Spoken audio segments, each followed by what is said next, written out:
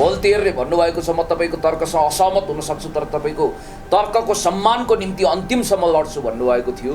अनि तपाईँले यो टोपीको कुरा गरिरहँदा मलाई गोपाल योन्जनको उही गीत याद आयो, मेरो टोपी कैलाशको शिर जस्तो। भन्नाले यो टोपी भनेको नेपालीहरूको शान हो, गौरव हो। धोतीको पनि सम्मान गरौँ, टोपीको पनि सम्मान गरौँ।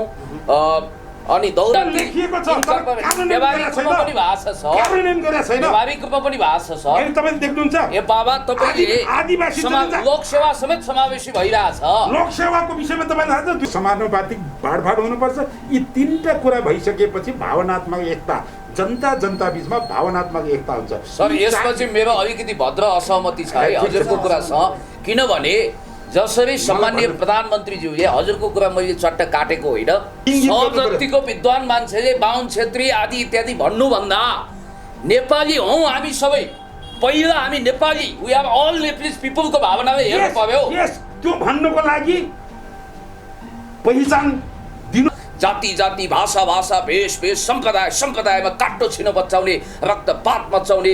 अघि सरले गोपालजीको नाम लिनुभयो, मैले पनि उहाँका केही डकुमेन्टहरू अध्ययन गरेको छु। चरम जातीय ढङ्गले मान्छेलाई उत्तेजित गर्ने र फलाना तिलाना ढिस्काना जाति भनेको फटा हुन्, तिनीहरू शोषक हुन्, सामन्ती हुन्।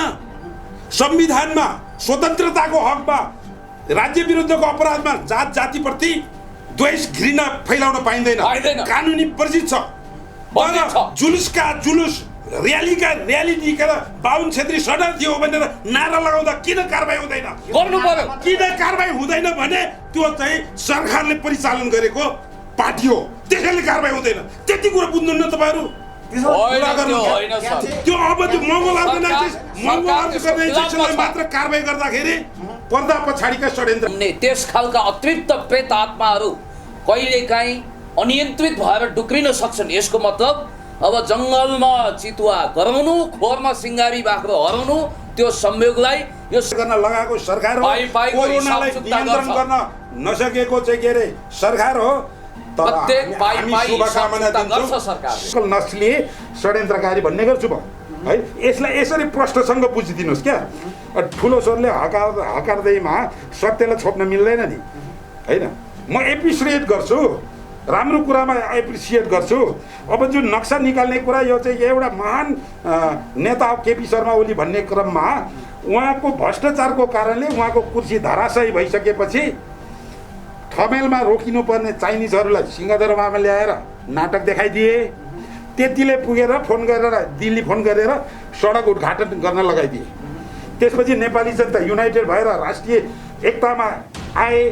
त्यसपछि बाध्य भएर नक्सा ल्याउनु पर्यो कुर्सी जोगाउनलाई। एउटा आग्रह हो यसमा, संविधानमा पोइन्ट आउँ, हामीले तथ्याङ्क हेरौँ। अहिले 33% महिला, जनजातिहरू, आदिवासीहरू, मधेसीहरूको खतरनाक हो।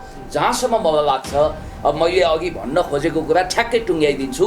त्यो जातीय सुप्रिमेसी कस्तो हुँदो रहेछ भने म त उच्च नस्लको मान्छे हो भनेर केआई सिंहले त्यो सुरजबहादुरको अपवित्र हातले दिएको, सूर्यबहादुरको हातले दिएको त्यो मैल कटकटिएको नोट हिँड्न भनेर पठाउन खोज्यो। अब नोटको त लोभी थियो। जाने बेलामा यता मेरो हातले चाहिँ त्यो पैसा लिँदैन, अपवित्र पैसा। अब दिन गर्न लगाएको सरकार हो। कोरोनालाई नियन्त्रण गर्न नसकेको चाहिँ के अरे सरकार हो। शुभकामना दिन्छौँ। संविधान बमोजिम होस्, उसको पार्टीको नीति बमोजिम बन्न सकोस्, हाम्रो शुभकामना। धन्यवाद। एक घन्टा दर्शक नमस्कार। आज हामीसँग कुराकानीका लागि हुनुहुन्छ पूर्व एसएसपी साथै वरिष्ठ अधिवक्ता किवाङहाङ राई हुनुहुन्छ, साथै प्रखर वक्ता पुण्य गौतम हुनुहुन्छ। र हामी आज विशेष गरेर पछिल्लो अवस्थामा जुन मङ्गोल हबले चाहिँ एउटा नेपालको हाम्रो शान झन्डालाई जलाइएको छ र त्यो झन्डाको विषयमा विशेष कुराकानी गर्दैछौँ र गर्नेछौँ। साथै हामी नेपालमा भएका समसामयिक विषयमा चाहिँ हामी विशेष कुराकानी गर्दैछौँ। किवाङ सर, यहाँलाई हार्दिक स्वागत छ। धन्यवाद। म कानुनी रूपले वरिष्ठ अधिवक्ता भइसकेको छैन है, अधिवक्ता मात्र। पुण्य सर, यहाँलाई नि स्वागत छ। धेरै धेरै धन्यवाद, नमस्कार। अब उहाँहरूले डिग्निटीको लागि सरको सम्मानको लागि वरिष्ठ भन्नु होला, यु आर भेरी सिनियर, त्यसकारण वरिष्ठ भन्दा त्यो डिजर्भ गर्नुहुन्छ हजुरले। टेक्निकली चाहिँ वरिष्ठ हुन अलि टाइम लाग्ला। राई सरलाई म सुरुमा प्रश्न गर्न चाहन्छु, जुन एउटा मङ्गोल अर्गनाइजेसनका एकजना चाहिँ व्यक्ति सदस्य हुनुहुँदो रहेछ, उहाँ ग्याल्जी दोर्जेले चाहिँ जुन खालको चाहिँ एउटा आफ्नो म्युजिक भिडियोमा चाहिँ झन्डा जलाइएको छ, त्यो भइसकेपछि एउटा मङ्गोल समुदायलाई पनि एउटा प्रश्न चिन्ह उब्जिएको छ। यसलाई चाहिँ कसरी लिनुहुन्छ तपाईँले? यसलाई अब दुई रूपले हेर्नुहोस्। पहिलो, कानुनी प्रावधान अनुसार यो ठिक भयो बेठिक भयो है, यो कसुर हो कि होइन, अपराध हो कि होइन। अर्को कुरा, यो राजनीतिक दृष्टिकोणले हेर्नुहोस् होइन। अनि यो राजनीतिमा पनि दुई खालको, एउटा षड्यन्त्रमूलक सञ्चालित राजनीति, एउटा स्वतःस्फूर्त सबै जनताको हित हुने, राष्ट्रको हित हुने राजनीति। यो एङ्गलबाट यो घटनालाई हेर्नुपर्ने हुन्छ। अब तपाईँले कुन एङ्गलबाट पहिले व्याख्या गरिदिनुहोस्। पहिलो व्याख्या भनेको वर्तमान कानुनको व्यवस्था र यो कार्य चाहिँ के हो भन्दाखेरि, वर्तमान कार्य राष्ट्रिय झन्डा जलाउने कार्य चाहिँ कानुनी रूपले वर्जित गरिएको कार्य हो। यो कसुर हो। कसुर भन्नाले अपराध हो। मुलुकी अपराध संहिताको परिच्छेद 8 दफा 151 राष्ट्रिय झन्डा, राष्ट्रिय गान, निशान छापलाई अपमान गर्न नहुने, क्षति पुर्याउनु नहुने भन्ने व्यवस्था छ। नेपाल वा नेपाल सरकारलाई हैन अपमान हुने किसिमले हानि क्षति गर्ने गरी राष्ट्रिय झन्डा, राष्ट्रिय गान, निशान छाप जलाउनु हुँदैन, क्षति पुर्याउनु हुँदैन। यदि त्यसो गरिएमा 30,000 रुपियाँसम्म जरिमाना र 3 वर्षसम्म कैद हुनेछ भन्ने कानुनी प्रावधान छ। र यस सन्दर्भमा छिमेकी राष्ट्रको झन्डा पनि जलाउनु हुँदैन। नेपालको सम्बन्ध रहेका डिप्लोमेटिक निकायका युनाइटेड नेसन अर्गनाइजेसनका झन्डाहरू पनि जलाउनु हुँदैन। यो स्पष्ट कानुनी व्यवस्था छ। यो कानुनको दृष्टिकोणबाट, प्रहरी प्रशासनको दृष्टिकोणबाट, राज्यको आँखाबाट यो अपराध जन्य कार्य भयो। अब मङ्गोल समुदाय प्रति यसले पनि अलिकति घृणा फैलाउने काम पनि भएको छ। यसलाई चाहिँ कसरी लिनुहुन्छ? डेफिनेटली यो मङ्गोल अर्गनाइजेसनको एउटा व्यक्तिले यो क्रियाकलाप गरे। यो क्रियाकलाप तपाईँले अहिलेको होइन, तपाईँले पञ्चायत कालदेखिको उसको रुट जरा स्टार्टिङ पोइन्टबाट तपाईँले हेर्दै आउनुपर्ने हुन्छ। यो अहिलेको घटना होइन है, लामो अवस्था छ, जसले गर्दा मङ्गोल समुदाय हुँ भन्ने व्यक्तिहरूलाई नै अहित गरिरहेको राजनीति हो। र यो पछिल्लो झन्डा जलाउने कामले पनि मङ्गोल समुदायलाई नै अहित भयो। म तपाईँलाई सर्ती गरिदिउँ, 2046 सालसम्म पञ्चायत विरुद्धमा राजनीति भयो। त्यस बेलासम्म प्रतिबन्धित नेपाली काङ्ग्रेस, प्रतिबन्धित नेपाली कम्युनिस्ट पार्टी भन्ने अगाडि राखिन्थ्यो होइन, पञ्चायत इतर भनिन्थ्यो। त्यस बेला पञ्चायतमा चाहिँ के राजनीति चल्दै थियो भन्दाखेरि, यो एउटा कुरा म स्पष्ट पारिदिउँ, यो राज्य सत्तामा एकल हालिमुहाली गर्न चाहनेहरूको षड्यन्त्र अन्तर्गत यो कुरा आएको हो। त्यस बेला पूर्वमा पञ्चायतमा त्यो फेज वाइज क्याडेट्स तयार हुन्छ क्या, राष्ट्रिय व्यक्तित्व नभइकन राष्ट्रिय पञ्चायतको अध्यक्ष प्रधानमन्त्री बन्दैन थियो। र पञ्चायतमा ग्रेजुअली क्याडेट्स तयार हुँदै थिए। पूर्वमा पद्मसुन्दर लावती, मध्यपश्चिममा मरिजमान सिंह होइन, उता बालराम घरती मगर, यस्ता क्याडेट्सहरू तयार हुँदै गर्दाखेरि दरबारका सचिवहरूले कपोकल्पित सेता मगुराली सङ्गठन हुँदैछ, त्यसको नेता पद्मसुन्दर लावती हो, त्यसको नेता मरिजमान हो, त्यसको नेता बालराम घरती मगर हो भने दरबारका राजालाई काने फुसी गर्थे ताकि अन्य समुदायमाथिको एक्जिक्युटिभ हेडमा नआओस् भन्ने षड्यन्त्र थियो। ठिक त्यो बिचमा पञ्चायत इतर काङ्ग्रेस र कम्युनिस्टको पञ्चायत विरुद्ध आन्दोलन गरिराखेको थियो। कम्युनिस्टको शक्ति हेर्नुहोस्, एकदम छोटो जिस्ट हुन्छ हुन्छ। कम्युनिस्टको ब्याकफोर्स भनेको आम जनता, आम जनतामा आदिवासी जनजाति, अब त्यसलाई मङ्गोल पनि भनौँ को बेसमा चाहिँ के अरे संस्था के त्यो पार्टी चलेको थियो। काङ्ग्रेसको त्यस्तै हो, गणेश मानसी हाम्रो चाहिँ गुरुङजीहरू होइन। काङ्ग्रेसमा पनि आदिवासीको शक्ति हावी थियो, मतलब स्ट्रेन्थ थियो। भनेपछि पञ्चायत भुग्लुक्क ढलिगयो। पञ्चायत ढलिसकेपछि काङ्ग्रेस कम्युनिस्ट सत्तामा आयो, वाम मोर्चा सत्तामा आयो। ती दुईटै पार्टीमा आदिवासी जनजातिको बाहुल्यता थियो पार्टीमा। भनेपछि त्यहाँनिर एउटा फ्रेक्सन ल्याउनको लागि 47 सालमा 3टा पार्टी देखिन्छन्। एउटा मङ्गोल अर्गनाइजेसन गोपाल गुरुङ, एउटा गोरेबहादुर खपाङ्गी र एमएस थापा मगरको राष्ट्रिय जनमुक्ति मोर्चा, गोपाल गुरुङको मङ्गोल नेसनल अर्गनाइजेसन, अनि अर्को खगेन्द्रजङ गुरुङ र काजीमान कन्दङवाको राष्ट्रिय जनजाति नेपाल राष्ट्रिय जनजाति पार्टी। र यी 3टा पार्टीले धुवाँधार रूपले बाहुन छेत्रीको विरोध गर्यो। त्यति धेरै विरोध गर्नुपर्ने एउटा शरणार्थी अवस्था थियो त? बिल्कुल थिएन। पञ्चायतको लागि लडाइँ गर्ने नेताहरूमा त बाहुन छेत्री थिए, राणा शासन पल्टाउनेमा नेताहरूमा बाहुन छेत्री थिए। जब जब सत्तामा आउँछ तब तब बाहुन छेत्रीलाई विरोध गरेर के चाहिँ पकाइयो त भन्दाखेरि बाहुन छेत्रीलाई सङ्कुचित बनाइयो, सीमित घेरामा राख्यो। अब हाम्रो खतरा भयो त भन्ने हिसाब किताबले यहाँ एउटा टर्मिनोलोजी छ, धेरैलाई डाइजेस्ट हुँदैन। उहाँहरू बुद्धिजीवी भए त अरू बुद्धिजीवी भएन भने बुद्धिजीवीलाई चाहिँ खुट्टा तान्नुपर्ने केही थियो त्यहाँ? यो परिचालित राजनीति हो, यो दरबारबाट सञ्चालित हो क्या। जब बाहुन छेत्रीलाई सबै नेपाली जनताको हितमा बोल्ने बाहुन छेत्रीलाई तर्साएपछि उसले त आफ्नो हित मात्र सोध्छ नि, अर्थात् बाहुनवादी बनाउँछ होइन हो। यो राजनीतिको पछाडि छ यो मङ्गोल अर्गनाइजेसन। सरसँग एकैछिन आउँछु। पुण्य गौतम सरलाई अलिकति जोड्न चाहन्छु। तपाईँ आज चिज चटक्क भएर ढाका टोपी लगाएर बस्नु भएको छ, अगाडि नेपालको झन्डा पनि राखेर बस्नु। हजुर, खास आजको के थियो ढाका टोपी लगाउनुको कारण चाहिँ? होइन, म कहिलेकाहीँ लगाउँछु। यो हाम्रो शान हो, गौरव हो।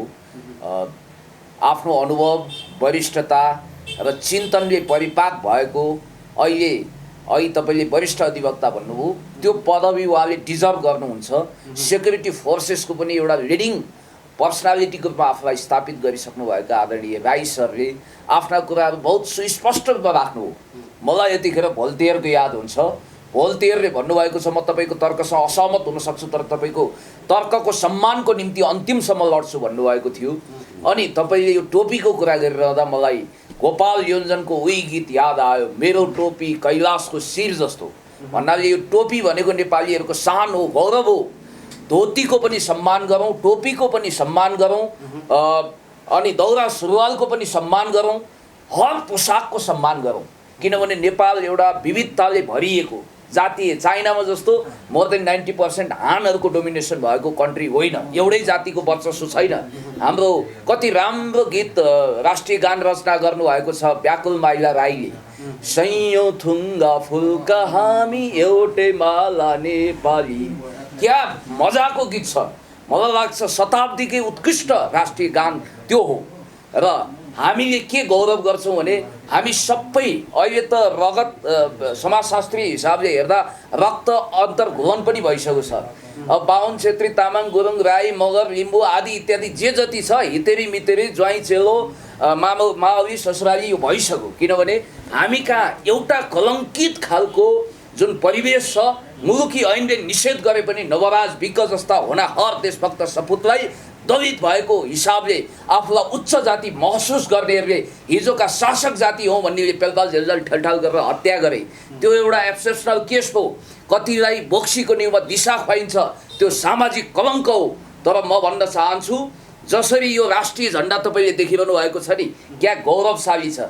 यस्तो झन्डा संसारमा अरू कसैको छैन। 3 कुने झन्डा, यो महान चन्द्र सूर्य अङ्कित झन्डा, सपुतहरूको रगत लतपतिएको यो झन्डा र यो झन्डा जलाउने त्यो ग्याल्जेन दोर्जे तामाङ नामक भाइ संयोगले हाम्रो जिल्ला नजिकै मकवानपुरमा जन्मिनु भएको रहेछ। तर यही हाम्रो राष्ट्रिय झन्डा जलाइएको छ।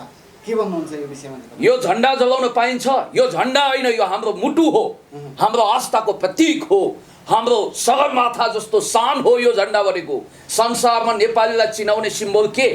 बुद्ध, सगरमाथा, झन्डा, टोपी आदि इत्यादि हो कि होइन?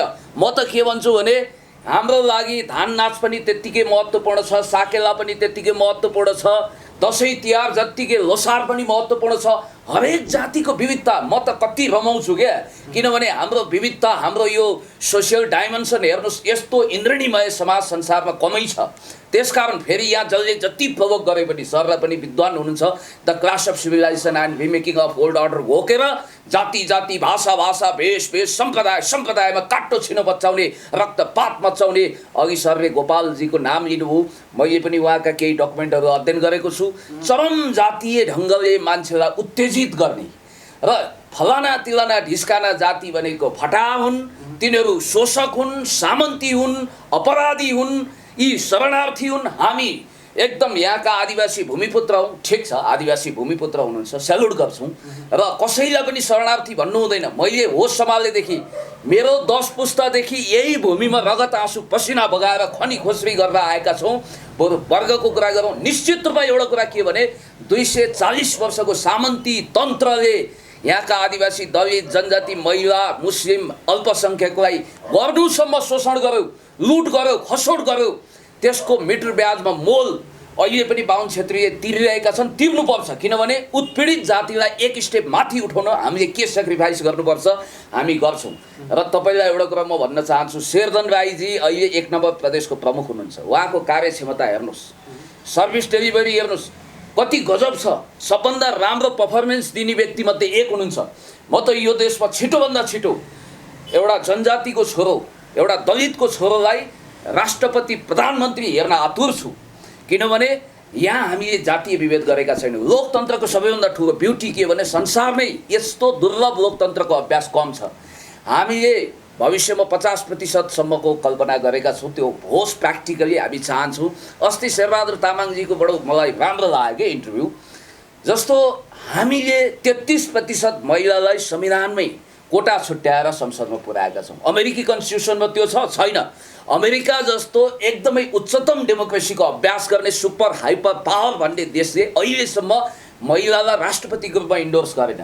हिलरी क्लिन्टनलाई त्यही भएर उनीहरूले इग्नोर गरिदिए विदेश मन्त्री भए पनि। र अस्ति हामी जब तामाङ त्यो सिन्धुपाल्चोक गयौँ, त्यहाँ पहिरोले पुरियो सारा बस्ती। तपाईँलाई थाहा छ त्यो लिदी हामीले तपाईँलाई पनि भनेका थियौँ।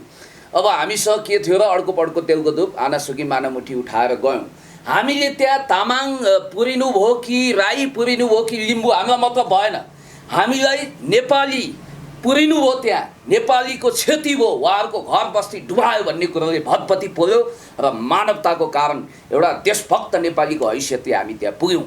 त्यसकारण यो हितेरी मितेरी कायम गरेको, सद्भाव बाँडेको, एकदमै मिलेर बसेको यो समाजलाई विशृङ्खलित बनाउन, द्वन्द्व पैदा गर्न सन् 90 को रुवान्डामा हुटु र तुर्सी जुधाएर लाखौँको कतयाम गरे जस्तै यहाँ वेस्टर्नहरूले पनि डलर युरो भारूको जुन ढङ्गको चलखेल गरेका छन्। डलर भारू युरोमा आत्मा बेच्नेहरूले यो ग्याल्जेन दोर्जे तामाङ जस्ता निर्दोष भाइहरूको प्रतिभालाई दुरुपयोग गरे। त्यो भाइको सम्भावना छ। मैलेदेखि मलाई कतिले जनजाति मूलकै साथीहरूले कमेन्ट लेखेको, जनजाति अथवा मङ्गोल जे भनौँ, उहाँहरू आदिवासी हुनुहुन्छ, हामी पनि आदिवासी हौँ।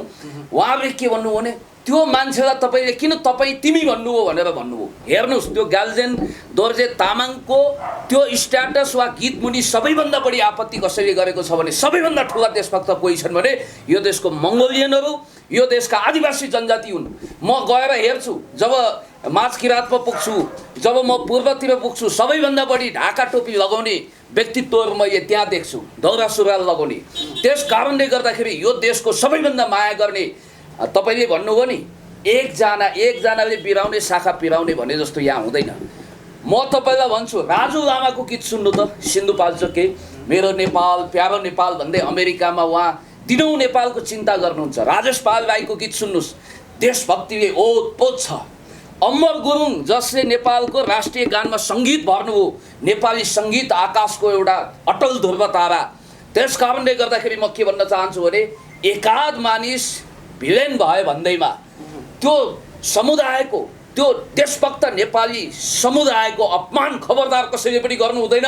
र त्यो भाइलाई, क्यामराम्यानलाई त कब्जामा लिइएछ, उहाँलाई कराप झ्याप बनाएर हतकडी लगाइएछ। म भन्छु त्यो भाइले आत्मसमर्पण गर्नुपर्छ। छिटोभन्दा छिटो राष्ट्रिय झन्डा छोएर उनले फेरि पनि उनले जिद्दी गरिरहेका छन्। अब उनलाई कसले परिचालन गरेका छन्, देशी विदेशी प्रतिक्रियावादी षड्यन्त्रकारीहरूको हात हातमा खेल्ने छौडा भएर अथवा अभिज्ञान भएर खेल्ने दास अनुदास हनुमान दास चरणदास हुने यो भुल उनले नगरून्। राष्ट्रिय झन्डालाई फेरि यसरी छोएर ढोगेर मैले गल्ती गरेँ भनेर कन्फेसन्स गरून्। यसमा कुनै सातखत माफी हुन सक्दैन। यो चान्चुने विषय हो। राष्ट्रिय झन्डा जलेको छ, हाम्रो मुटु जलाइएको छ। जननी जन्मभूमिश्च स्वर्गादपि गरिएसी, motherland are better than heaven. आमा देश स्वर्गभन्दा प्यारो हुन्छ। यो महान राष्ट्रको सिम्बोलिक सम्पूर्ण अस्तित्वको प्रतिनिधित्व गर्ने झन्डा जलाएको त्यो भाइले जुन अपराध गरेको छ उनले कन्फेसन्स गरून्। जेन्जा क्रुसोको भाषामा भन्नुपर्दा कन्फेसन्स भन्दा ठुलो एउटा आत्मशुद्धिकरण केही पनि छैन। उनले आत्मसमर्पण गरून् र आफ्नो गल्तीको सजाय भोगुन्। होइन, यस्तो हो। यसलाई धेरै ठुलो बवाल इस्यु पनि बनाउनु हुँदैन मेरो विचारमा। किनभने यहाँ एकाथरी उहाँले भन्नु भने बहुत राम्रो कुरा गर्नुभयो सरले। कन्स्पिरेसी थ्योरी चलिरहेको छ, कतै उनलाई रिमोटबाट चलाउने। तपाईँले याद गर्नु न, डाक्टर बाबुराम भट्टराईको अर्धाङ्गिनी हिसिलायमीले भने होइन, नेपाल खारेज गर भनेर नारा लगाउने को हिसिलायमी हो कि होइन? उनी नेवार भइन् भन्दैमा उनले ब्राह्मणसँग विवाह गरिन्। बाबुराम भट्टराईले यो देशको विखण्डनको लागि सरसमान तयार गरेको कुरा पनि तपाईँलाई थाहा छ। त्यस कारणले गर्दाखेरि कुन कुलमा को भिलेन जन्मियो त्यसको आधारमा त्यो कुलै खराब भन्नु जस्तो घातक चिन्तन केही पनि हुँदैन। म भन्छु 99.9% देशभक्त आदिवासी जनजाति मङ्गोलियनहरूको बिचमा यस्ता खालका अपवादका घटनाहरू घटे भन्दैमा देशभक्तहरूको अपमान नगरियोस्। उहाँहरूलाई म सल्युट गर्छु। इतिहासका महान निर्माता भनेको जनता हुन्, कुनै राजा महाराजा होइनन्। तिनै जनताको रगत आँसु पसिना, विन्स्टन चर्चिलको भाषामा भन्नुपर्दा ब्लड स्वेट एन्ड टियरको बलमा यो नेपाल राष्ट्रको जग मजबुत भएको छ र यो कसैले पनि हल्लाउन सक्दैन। पक्कै पनि राई सरसँग फेरि एउटा प्रश्न गर्न चाहन्छु। जुन समुदायमा तपाईँले आदिवासी जनजाति भनिरहनु भएको छ, यी समुदायका केही संस्थाले चाहिँ मङ्गोल मूलवासी भन्न रुचाउँछन् होइन? यसमा तपाईँको विचार चाहिँ के छ, राय के छ, के भन्नु? तपाईँ अघि रोक्नुभयो मलाई, मैले भन्न दिन मेरो रोकियो। गोपाल गुरुङले 2047 सालदेखि 2058 सम्ममा चालेको राजनीतिक कदम हेर्नुहोस्, तपाईँ इतिहास पनि पल्टाउनुहोस्। मात्र आर्यन मङ्गोल भर्सेस आर्यनको नारा दिन्छ गोपाल गुरुङले। त्यहाँ मूलवासी भन्दैन हो, मङ्गोल भर्सेस आर्यन कितामा भएर चुनाव लड्नुपर्छ अनि अब लडाइँ गर्नुपर्छ भनेर मङ्गोल सेना पनि गठन गरेको छ है। त्यो चाहिँ तपाईँको नुवाकोटतिर अझै पनि पाइन्छ, त्यो जुलुस निकालेछ। तपाईँहरूले राजनीति पल्टाइदिनु होला त्यो होइन भने 2058 सालमा तपाईँहरू एउटा कुरा देखेँ म भन्छु है, एकदम जिस्टमा जाउँ है। त्यही त जिस्टमा भनौँला, जिस्टमै भनौँला। आदिवासी जनजाति मैत्री कम्युनिस्ट पनि थिए, काङ्ग्रेस पनि थिए। उनीहरूकै बलमा आदिवासी जनजाति मैत्रीकै शक्तिमा, आदिवासी जनजातिकै शक्तिमा राजनीति परिवर्तन भएको हो है। तपाईँ पाना पल्टाएर हेर्नुहोस्। त्यसपछि पार्टीभित्र पनि पिछडिएको आदिवासी जनजाति होइन को विषयमा कुरा उठिराखेको थियो, पार्टीभित्र अन्तर सङ्घर्ष चलिरहेको थियो। त्यसपछि गणेश बहादुर गुरुङको संयोजकत्वमा पिछडिएका आदिवासी जनजातिको लागि के गर्न सकिन्छ भनेर 2056 सालमा आयोग गठन भएको छ। 3 सदस्यीय आयोग गठन भएको छ। त्यसले प्रतिवेदन सब्मिट गर्यो।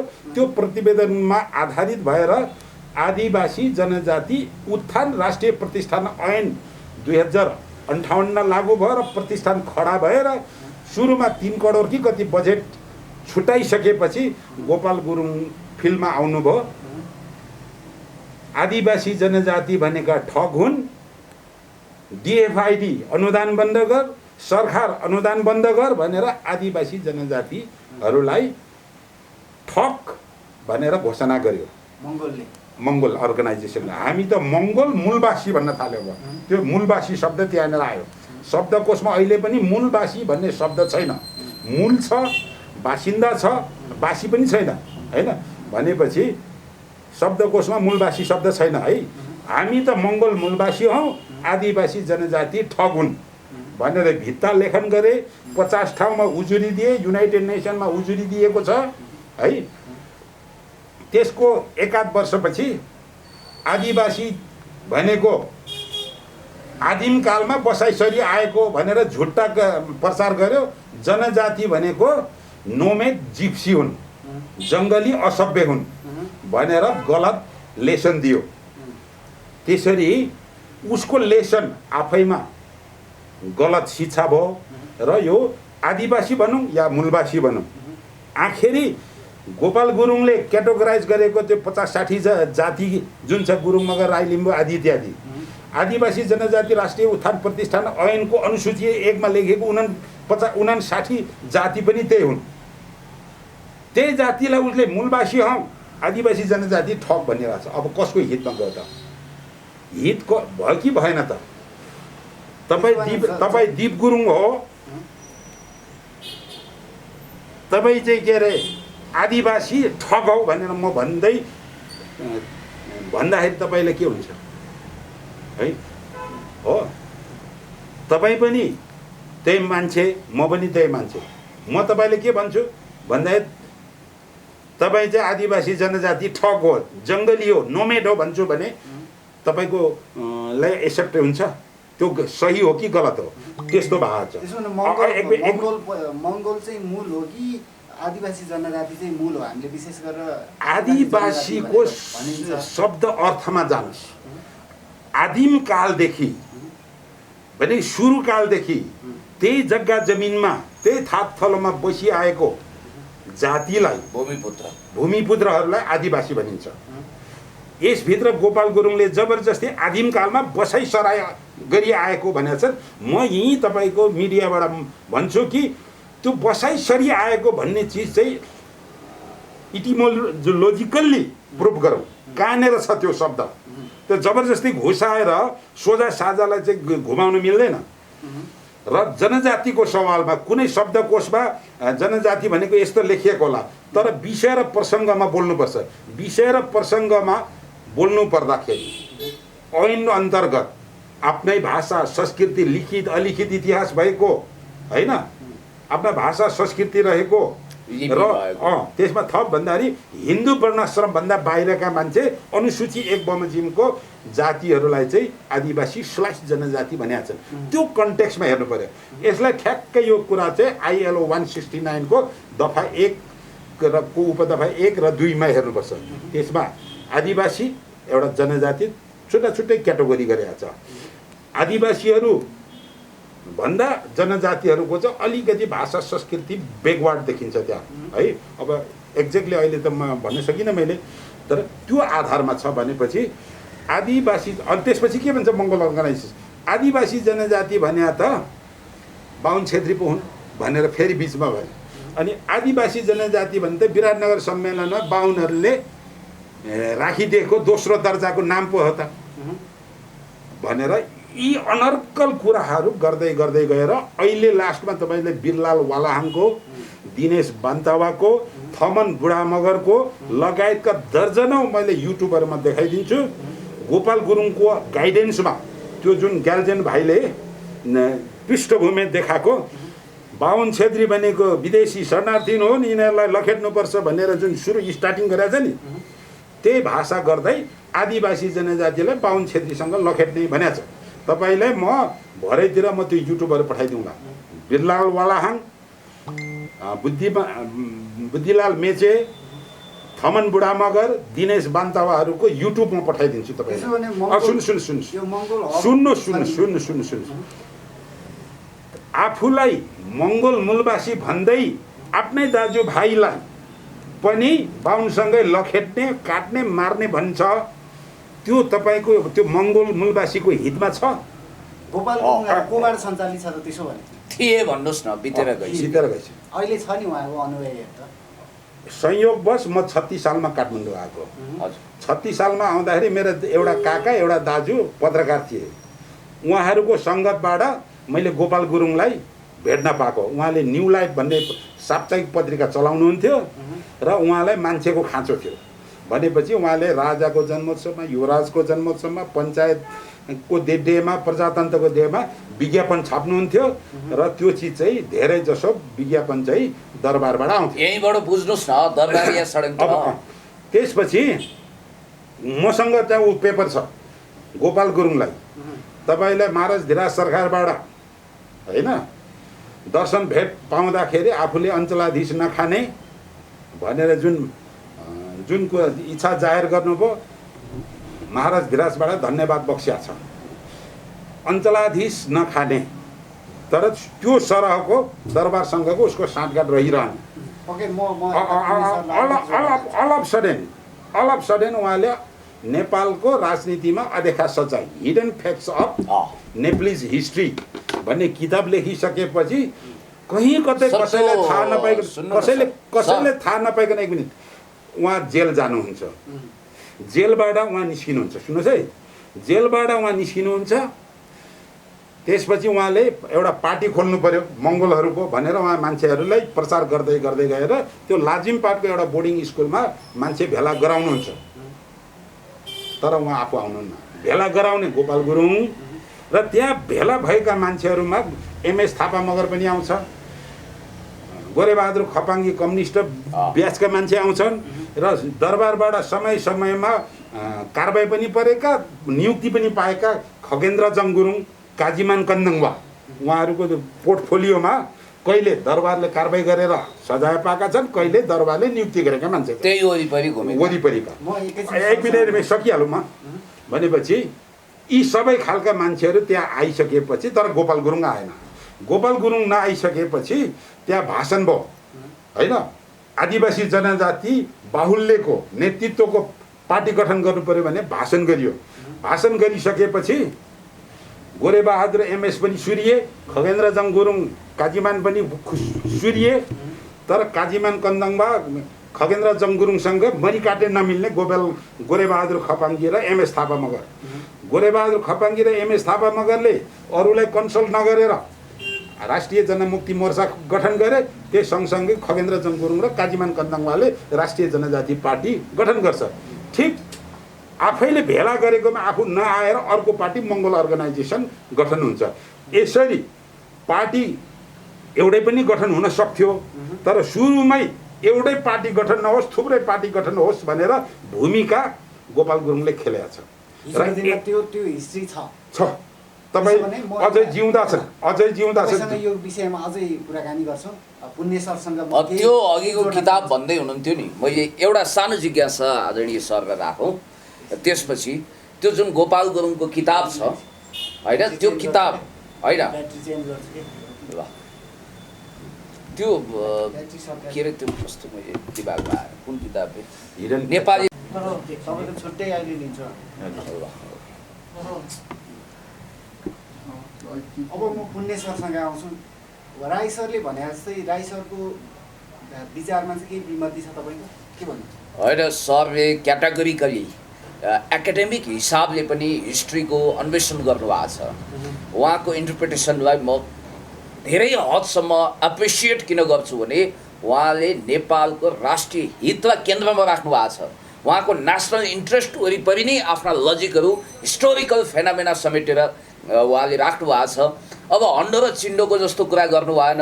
अब कोक्याउने पिँडालु जस्तो भएर कुतर्कबाज भएर कसैले पण्डितै छाड्छ, कच्चा ज्ञानको पण्डित हुन्छ भने त्यसको कुनै अर्थ हुँदैन। सरको सार्थक व्याख्यालाई मैले सेल्युट गरेँ र कतिपय कुरामा मेरा असहमति होलान्, हजुरको पनि मसँग असहमति होला आफ्नो ठाउँमा। सुन्नु म भन्दै जान्छु। पहिलो कुरा के भने यहाँ दम्बको कुरा गर्नुहुन्छ भने नि यो इथिनिसिटी कास्टको कुरा, मल्टिनेसनल नेसनको कुरा होला, स्टेट बिल्डिङ फ्रान्सिस फुकुयामाको कुरा होला। खैर त्यो एकाडेमिक डिस्कोर्सतिर हामी गयौँ भने हामी जोगीहरूको अखडामा बसेर कहिल्यै नटुङ्गिने वेदान्ती बहसतिर छरिन्छौँ। त्यतातिर नजाउँ। To the point to be noted. सरले अघि भनेको कुरामा एउटा दम छ। जसरी हामी मात्रै मङ्गोलियन हौ भनेर एउटा सुप्रिमेसी देखाउने र त्यसले कालान्तरले प्रतिगामी राजनीतिको मियोमा दाइँ गर्ने जुन खालको दाइँ गर्ने र घुमाएर त्यही निरङ्कुश व्यवस्थालाई मद्दत पुर्याउने गरी कन्स्पिरेसी थ्योरी अन्तर्गत जुन काम गरिएको थियो त्यसको पट्टाक्षेप हुन अझै बाँकी छ। त्यसका अवशेषहरू छन् र त्यो जरो किलो उच्छेद गर्नुपर्छ भन्ने हिसाबले सबै जाति जनजाति आदिवासी जनजाति महिला दलित मुस्लिम सबै देशभक्तहरूलाई समेट्नुपर्छ, एउटै धागोमा एउटा राम्रो माला बनाउनुपर्छ भन्ने सरको विचार हो। यहाँ साम्प्रदायिक विद्वेष फैलाउनेहरू खतरनाक छन्। कि ती दरबार हिजोका दरबारियाहरूले प्रयोग गरेका छन् कि त पश्चिमा र इन्डो वेस्टको पेरोलमा हुन सक्छन् भन्ने कुरो सायद सरको होला। र यसमा मेरो थपथाप के छ भने जस्तो एउटा कुरा ख्याल गर्नु होला, यो प्रधानमन्त्री भए पनि जातीय सुप्रिमेसी आफूलाई एकदम ठुलो जातको ठुलो नस्लको हुँ भन्ने दम्ब कस्तो हुँदो रहेछ भने सरलाई पनि थाहा होला। सूर्यबहादुर थापा प्रधानमन्त्री थिए।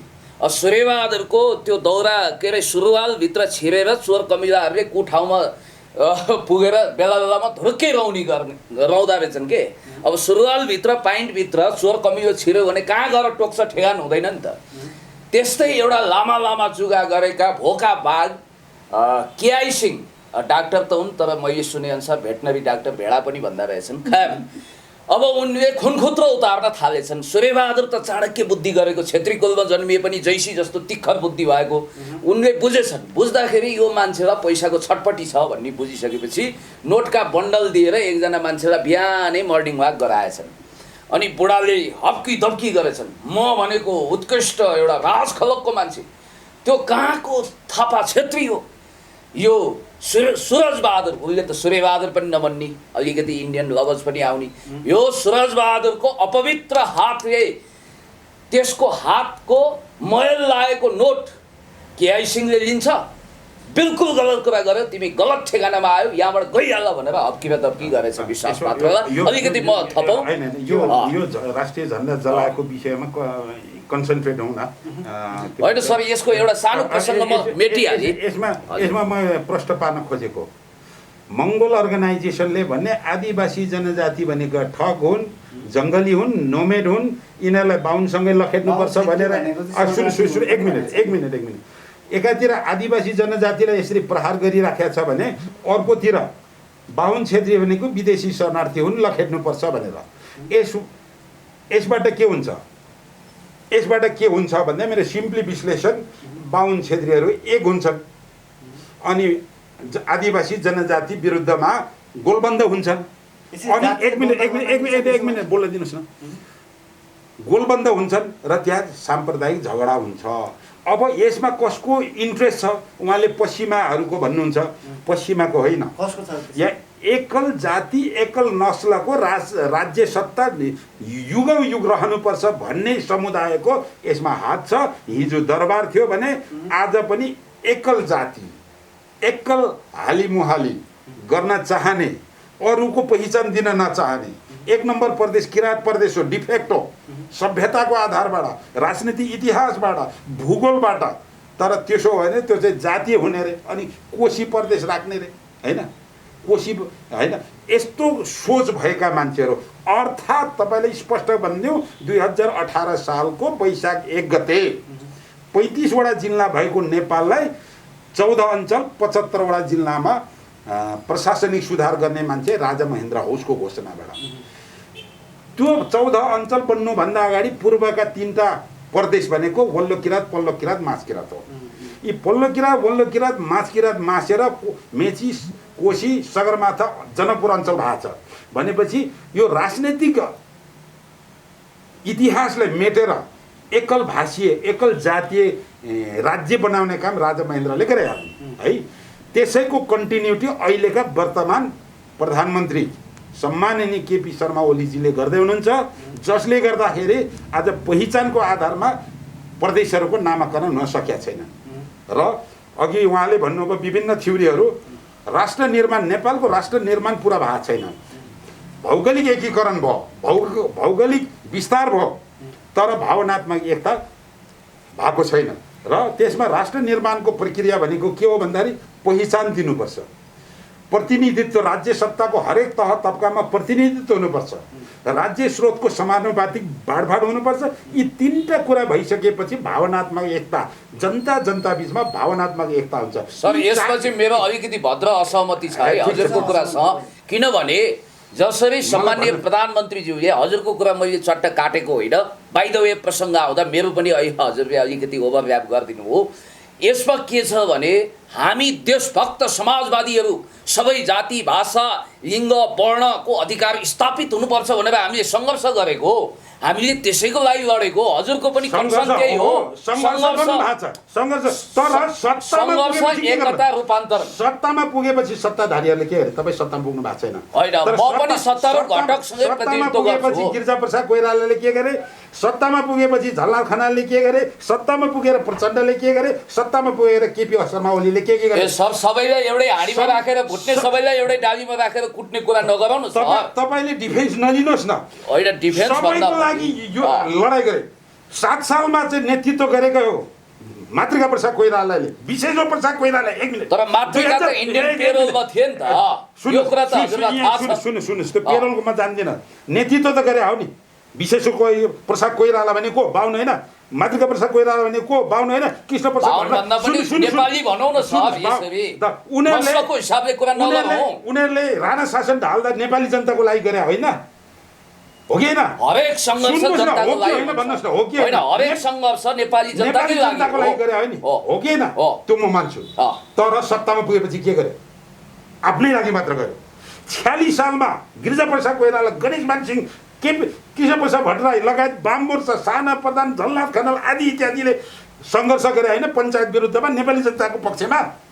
तर सत्तामा आइसकेपछि के गरे? 52-62 सालमा जब युद्ध गर्यो प्रचण्डले, बाबुरामले, सत्तामा पुगेपछि के गर्यो? मैले भन्न खोजेको कुरा, सत्तामा पुगेपछि सम्पूर्ण नेपाली जनताहरूको पक्षमा नगर्ने, एकल हालिमुहाली गर्ने, अनि जनतामाथि दोष थप्ने। सर गणतन्त्र आयो, समावेशी प्रजातन्त्र हो, दलित आदिवासी महिला जनजाति व्यावहारिक रूपमा पनि भाषा छ, व्यावहारिक रूपमा पनि भाषा छ। तपाईले देख्नुहुन्छ ए बाबा, तपाईँले आदिवासी लोकसेवा समेत समावेशी भइरहेछ। लोकसेवाको विषयमा तपाईँलाई थाहा छ? 2076 साल जेठ 15 गतेको विज्ञापन हेर्नु भएको छ? त्यो विज्ञापन 9000 अधिकृतहरूको समावेशी जनजाति महिलालाई विशेष प्रायोरिटी दिएको छैन। खाइदियो कसले? केपी शर्मा ओलीको निर्देशनमा उमेश मैनालीले खाइदिएको छ। म तपाईँले भिडियो रेकर्ड पनि देखाइदिन्छु। म एउटा आग्रह हो यसमा, संविधानमा पोइन्ट आउँ, हामीले तथ्याङ्क हेरौँ। अहिले 33% महिला, जनजातिहरू, आदिवासीहरू, मधेसीहरू, दलितहरू, मुस्लिमहरूलाई अधिकार छैन सर। किन छैन? हिजोभन्दा आज उपलब्धि भयो कि भएन? लोकतन्त्र आयो, गणतन्त्र आयो, व्यवहारमा पनि भएको छ। संविधानमा लेखिएको छ, त्यसको क्रेडिट सबै बाहुनलाई जान्छ। तर सत्तामा भएर नियुक्ति गरेको चाहिँ गलत छ।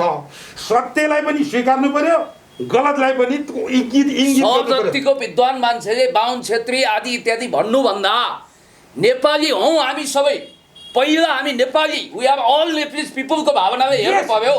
त्यो भन्नुको लागि पहिचान दिनु पर्यो, प्रतिनिधित्व दिनु पर्यो, राज्य स्रोतको बाँडफाँड दिनु पर्यो, अनि भावनात्मक एकता। म त्यही कुरा गर्छु। एक हिसाबले नस्लवादी जातिवादी भड्काममा लाने त्यो सुरुङभित्र त्यो ब्ल्याक होलमा हुल्ने भन्दा सबैलाई समावेशी प्रजातन्त्रको एउटा फोल्ड बनियो न। के सेक्रिफाइस गर्नुपर्छ त्यसको लागि हामी तयार छौँ। यो जातिवादी कुर्सीबाट भएको छ, केपी ओली सरबाट सुरु भएको छ होइन? यो बाहिर मङ्गोलहरू देखायो त परिचालित मान्छे मात्र हुन्, परिचालित मात्र हुन्। प्री-अकुपाइड होइन सर, त्यो गलत मिसइन्टरप्रिटेसन भयो। भद्र सहमति राख्छु, किनभने कन्स्पिरेसी थ्योरीमा टेकेर देशी विदेशी प्रतिक्रियावादी षड्यन्त्रकारीहरूले युरो डलर भारूको चलखेल गरेर महान नक्सा जारी गर्ने, 374 किलोमिटर भूगोलको नक्सा जारी गर्ने र त्यसपछि नागरिकता विधेयकमा राष्ट्रियतालाई मजबुत बनाउने रेसिप्रोकल हिसाबले उताबाट अब सिन्दुर ढल्काउँदै मङ्गलसूत्र टल्काउँदै आउन साथ नागरिकता दिनुपर्छ भन्नेलाई बन्देज गरेर नेपालको राष्ट्रिय स्वाभिमान जोगाउने यो देशभक्त समाजवादी सरकारको विषयमा म स्पष्ट छु। र अर्को कुरा सर, तपाईँलाई म हाइली एप्रिसिएट गर्छु, सम्मान गर्छु सरको डिग्निटीको लागि। सर र मेरो तर्कमा केही मत विभाजन हुन सक्छ, राय बजाउन सक्छु, तर पनि सर एउटा डिग्निफाइड पर्सन हो भनेर मैले एप्रिसिएट गर्छु। अघि मैले केआई सिंहको कुरा गर्दै थिएँ। एक मिनट सुन्नुहोस् है, केआई सिंहको त्यता नलाग्नु। तपाईँले मैले बाहुन छेत्री शब्द प्रयोग गरेको, मैले बाहुन छेत्रीलाई गाली गरिराखेको थिएन, तपाईँले गलत बुझ्नुभयो। मैले के गरेँ भन्दाखेरि राणा शासन फाल्ने बाहुन छेत्री, पञ्चायत फाल्ने सुन्नु, नेतामा भन्दैछु म, नेतृत्वमा बाहुन छेत्री, जनयुद्धको नेतृत्व बाहुन छेत्री संयोग हो त्यो हो। सुन्नुहोस् न, अनि बादल सुन्नुहोस् न, बादल पनि त सेकेन्ड इन कमान्ड, पहिले मलाई बोल्न दिनुहोस् न। त्यही त आदिवासी जनजातिको शक्ति र सहयोगमा सहकार्यमा परिवर्तन भएको छ। यो कुरा पनि नभुल्नुहोस् तपाईँ। नेतृत्व बाहुन छेत्री हुन् भनेको छु मैले, तर जब यत्रो उद्धार गर्ने, यत्रो जनताको, यत्रो नेपालको लागि काम गर्ने बाहुन छेत्री नेताहरूले सत्तामा पुगेपछि चाहिँ एकल नस्लीय काम गरेका छन् भन्ने कुरा हो मैले। र यो राजनीति भनेको, यो राजनीति हिजो दरबारबाट सञ्चालित थियो, अहिले बालुवाटारबाट सुरु हुन्छ, सञ्चालित छ, र बेला बखतमा त्यो किचन क्याबिनेटहरूबाट पास हुन्छ। र हिजो अब तपाईँलाई भनिदिइहालौँ, आदिवासी जनजाति भनेको ठग हुन् भनिसकेपछि त्यसको अर्को च्याप्टरमा के आयो त भन्दाखेरि राजा फाल्न लागेको थियो। त्यसपछि आजीवन राष्ट्रपति बनाऊ, राजालाई आजीवन राष्ट्रपति बनाऊ भनेर गोपाल गुरुङको अब क्याम्पेनिङ सुरु भयो, मेची महाकाली। त्यसपछि राजा त फालिहाल्यो। त्यसपछि समावेशी नीति आएपछि समावेशी नीति आरक्षण कोटा खारेज गर, हामीलाई मालिक बना भनेर 64 सालको समावेशी नीतिको विरोधमा मङ्गोल अर्गनाइजेसन परिचालित हुन्छ। त्यसपछि 2067 मा आएपछि प्रदेशहरूको नाम खोला नालामा को नाममा हुनुपर्छ, पहिचानमा हुनुहुन्न भनेर भन्यो। त्यसपछिको 78 साल के भन्छ 68 सालदेखि चाहिँ बाहुन छेत्री शरणार्थी हुन्, लखेट्नुपर्छ भनेर पछिल्लो चिज हो त्यो। पहिले 47 देखि 47 सालदेखि 58 सालसम्म आर्य भर्सेस मङ्गोल भनेको थियो, मङ्गोल भर्सेस आर्यन। अनि 58-59 तिर आदिवासी जनजाति भने ठग भनेर भने, र 67-68 मा आइसकेपछि बाहुन छेत्री विदेशी शरणार्थी हुन्, यिनीहरूलाई लखेट्नुपर्छ भनेर। र पछिल्लो चरणमा आएर आदिवासी जनजातिहरू चाहिँ बाहुन छेत्रीका दलाल हुन्, यिनीहरूलाई बाहुनसँगै लखेट्नुपर्छ भनेर दिनेश बान्तवा बिरलाल वालाहाङको भाषण मसँग सुरक्षित छ है भने। यी राजनीतिबाट त्यो मङ्गोल समुदायलाई पनि प्रत्यक्ष अप्रत्यक्ष फाइदै छैन। र बाहुन छेत्री लखेट्ने जुन राजनीति छ, यसबाट जातीय दङ्गा भड्काएर, जातीय दमन गराएर एकल राज्य सत्ता चलाउनेहरूको कन्स्पिरेसी छ, उनीहरूबाट सञ्चालित राजनीति हो। मैले यति भन्न खोजे हो, मैले बाहुन छेत्रीलाई विरोध गरेको छैन। षड्यन्त्रकारी बाहुन छेत्रीको चाहिँ भण्डाफोर गर्नुपर्छ, जसलाई बाहुनवादी भनेर भन्ने गरिएको छ। मेरो भाषामा चाहिँ एकल जाति एकल नस्लीय षड्यन्त्रकारी भन्ने गर्छु म है। यसलाई यसरी प्रश्नसँग बुझिदिनुहोस् क्या। ठुलो स्वरले हकार्दैमा सत्यलाई छोप्न मिल्दैन नि होइन। म एप्रिसिएट गर्छु, राम्रो कुरामा एप्रिसिएट गर्छु। अब जुन नक्सा निकाल्ने कुरा, यो चाहिँ एउटा महान नेता केपी शर्मा ओली भन्ने क्रममा उहाँको भ्रष्टाचारको कारणले उहाँको कुर्सी धराशयी भइसकेपछि ठमेलमा रोकिनुपर्ने चाइनिजहरूलाई सिंहदरबारमा ल्याएर नाटक देखाइदिए। त्यतिले पुगेर फोन गरेर दिल्ली फोन गरेर सडक उद्घाटन गर्न लगाइदिए। त्यसपछि नेपाली जनता युनाइटेड भएर राष्ट्रिय एकतामा आए। त्यसपछि बाध्य भएर नक्सा ल्याउनु पर्यो हो, कुर्सी जोगाउनलाई नक्सा ल्याए हो। ऊ महान नेता होइन। राजनीतिक अस्थिरताको चाहिँ एउटा परिणाम पनि हो यसो भने अहिलेको झन्झट चलाउने प्रकरण पनि। यो भनेको परिचालित राजनीतिको एउटा सानो नमुना हो। यो जुन चाहिँ 2000 पञ्चायतको अन्तमा सेता मगुराली भन्ने कपोकल्पित कुरा, 47 सालको मङ्गोल अर्गनाइजेसनका के भन्छ आर्य भर्सेस मङ्गोलको चाहिँ नारा, 58 सालको आदिवासी जनजाति भनेको ठग हुन् भन्ने नारा, त्यसपछि 67 सालपछि के अरे 67 सालपछि आएर बाहुन छेत्री विदेशी शरणार्थी हुन्, धपेट्नुपर्छ भन्ने जुन राजनीति हो, यो राजनीति परिचालित राजनीति हो। यसबाट मङ्गोलको मुक्ति हुँदैन है उनीहरूले कुरा बुझ्नुपर्छ। उनीहरूले जुन रूपले आदिवासी जनजातिको परिभाषा दिएका छन्, उनीहरूले ऐन पढेका छैन, अरू पढ्न दिँदैन, त्यो पनि गलत प्रशिक्षण भइराखेको छ।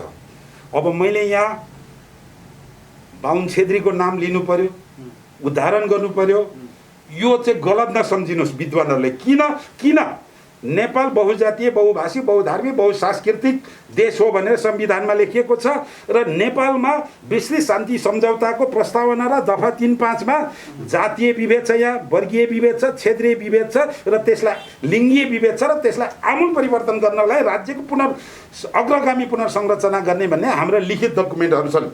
2टा संविधान 63 र 72 को संविधान र विस्तृत शान्ति सम्झौता, त्यहाँ बकाइदासँगले के लेखिएको छ भन्दाखेरि जातीय वर्गीय असमानता छ, जातीय असमानता छ, क्षेत्रीय असमानता छ, लिङ्गीय असमानता छ भनेर यो जातीय असमानताको विषयमा प्रस्तुत हुँदाखेरि मङ्गोल पनि भन्नु पर्यो, आदिवासी पनि भन्नु पर्यो, बाहुन छेत्री पनि भन्नु पर्यो।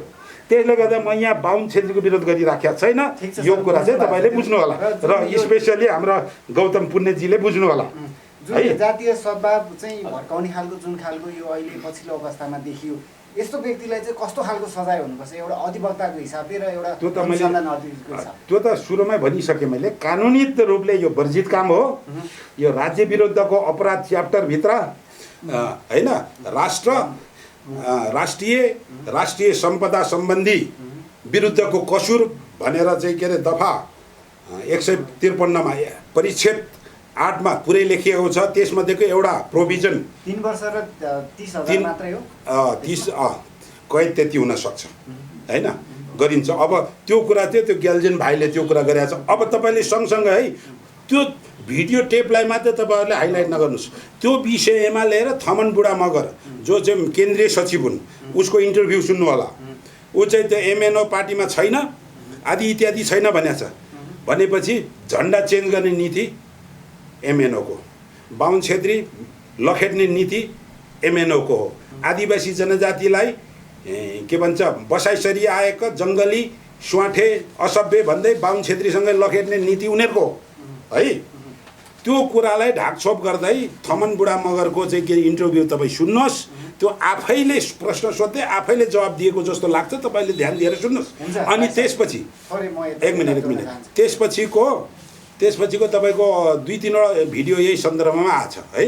भनिसकेपछि यो भनेको परिचालित षड्यन्त्र, नेपालमा जातीय द्वन्द्व फैलाएर, जातीय युद्ध गराएर, एकल नस्ल, एकल भाषी, एकल के भन्छ धर्मको राज्य गठन गर्ने शक्तिबाट परिचालित राजनीति हो। यति कुरा चाहिँ तपाईँहरूको मिडियाबाट पर्दाफास गर्नुहोस् है। हुन्छ राई सर, यता पुण्य सरसँग सोध्न चाहन्छु, जुन तपाईँले जुन झन्झट जलाउने कुरा यो अहिले देशमा एउटा देशै तताएको छ यसले, यसको पछाडिको राई सरले भनेको छ यसको इन्टेन्सन त्यही मात्र हो कि अरू पनि केही थप गर्न चाहनुहुन्छ? यसलाई अब कन्क्लुजनमा लगौँ।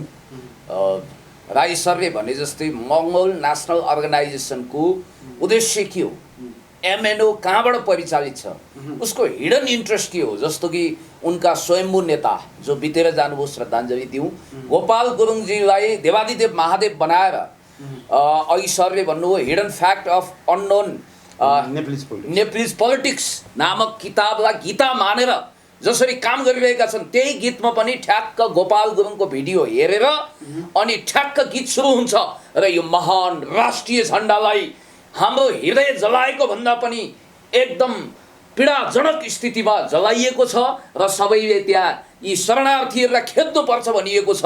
र सरको एउटा कुरा चाहिँ कन्सर्नलाई कहाँ एड्रेस गरौँ भने उनीहरूले एउटै हाँडीमा राखेर भुट्ने, एउटै ढिकीमा राखेर कुट्ने चेष्टा गरेका छन्। यो असभ्य पाखे आदि इत्यादि आदिवासी जनजाति जो वास्तविक मङ्गोलियन नस्लका हुन् तर भूमिपुत्र हुन्, यो देशका वास्तविक देशभक्तहरूलाई अपमानित गर्ने गरी उनीहरूलाई पनि खेद्नुपर्छ, गुटुटु फिलिली खेद्नुपर्छ भनेर जुन खालको चिन्तन, घातक चिन्तन लिएका छन्, त्यसलाई हामी एक्सट्रिमली कन्डेम गर्छौँ। र त्यो भाइलाई प्रचलित नियम कानुन अनुसार ग्याल्जेन दोर्जे तामाङ सुन्नुहोस्, त्यो त पुलिसलाई गएर सुन्नुहोस् न, पुलिसको ड्युटी हो, उसले समाइहाल्ला।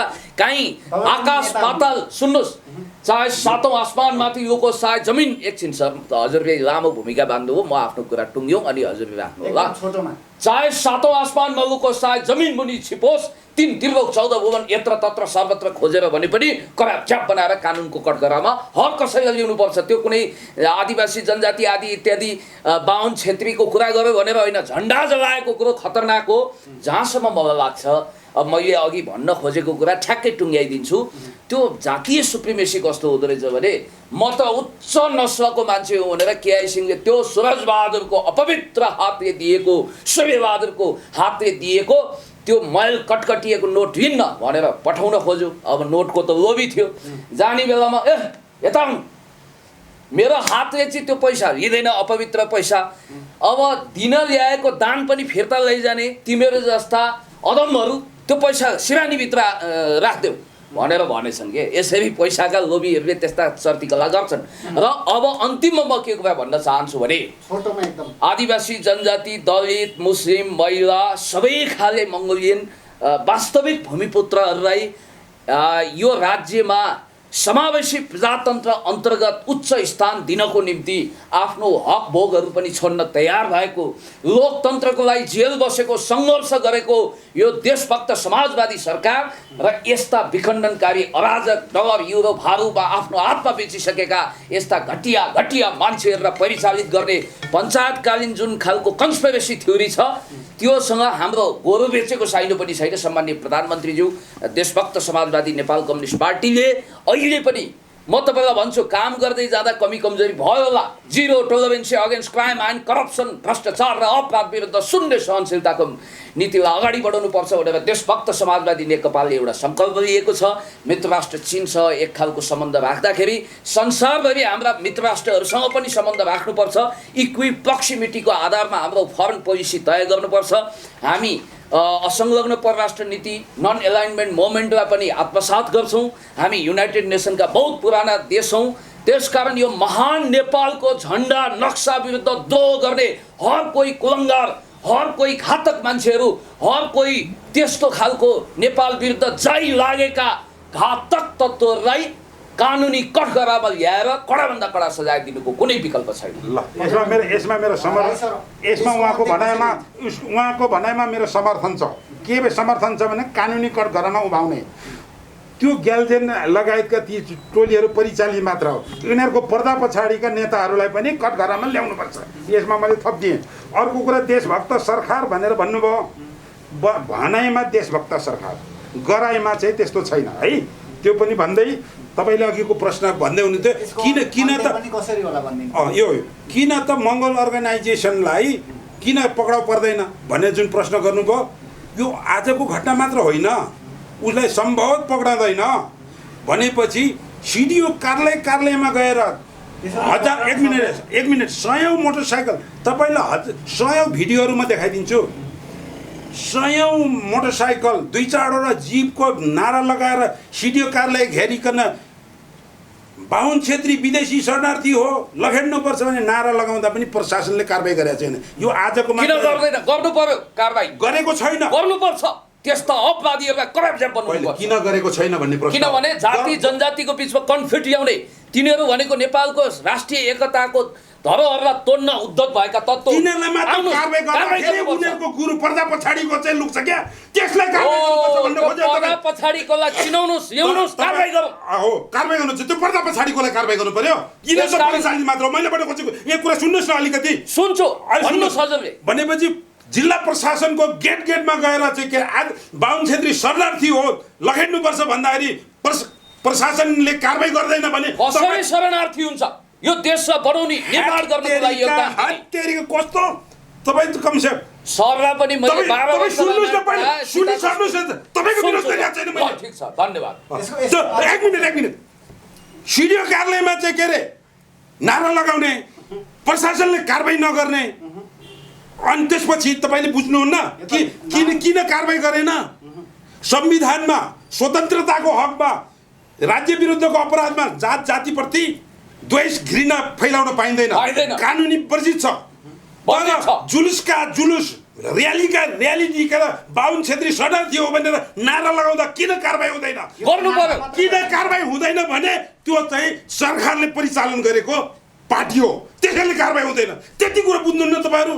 त्यो अब त्यो मङ्गल अर्गनाइजेसनलाई मात्र कारबाही गर्दाखेरि पर्दा पछाडिका षड्यन्त्रकारीहरू उम्किन्छन्। त्यो पर्दा पछाडिका षड्यन्त्रकारीलाई पनि घोगे ठ्याक ल्याएर जाति भेदभाव विरुद्ध उग्र साम्प्रदायिक राजनीति बन्द गर्नुपर्छ। मेरो कन्क्लुजन यो हो। सर, कोरोनाको नियम पालन गरौँ, अलि डिस्टेन्स कायम गरौँ। तपाईँले त मार्नै लाग्नुभयो। होइन सरको बिपी हाई भयो होला। होइन, यस्तो हो, एउटा कुरा के भने सरकारले यस खालका अदम्महरू, यस खालका पापिष्ट तत्त्वहरूलाई संरक्षण दिने कुरो सपनामा पनि सोच्दैन। पर्दा पछाडि चाहिँ देशी विदेशी प्रतिक्रियावादी षड्यन्त्रकारी छन् छन्, तर सरकार भनेको